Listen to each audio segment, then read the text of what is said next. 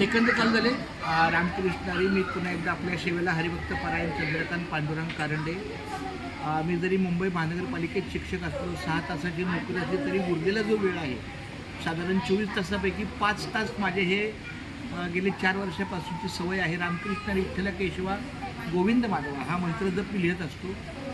150 दिवसामध्ये 1650 पानं झाली. नंतर आमच्या एका माऊलीने सांगितलं की जर लिखाणं तुम्हाला करायचं आहे तर मग ज्ञानेश्वरीचं लिखाण करा. मग मी भगवंताची अशी प्रार्थना केली की जर एक ज्ञानेश्वरी करायची तर आपण एक काम करूया, एका तासाला एक ज्ञानेश्वरी, एका तासाला एक तुकाराम गाथा, एका तासाला एक भागवत गीता, एका तासाला एक सार्थ हरिपाठ आणि एका तासाला एक नामस्मरण नामलेखन. तर अशा पद्धतीने मी गावदेवी मंदिर किंवा आपल्या आजूबाजूचा सगळा परिसर मंदिर आहे, जिथं जिथं सुट्टी असेल तिथं तिथं मी जायचो. पण भगवंताची कृपा अशी आहे की आमच्याच गोकुळ नगरीमध्ये हे प्रभू रामचंद्र, लक्ष्मण, सीता आणि हनुमंतरायाची मूर्ती उद्या प्रतिष्ठापना त्याची होईल.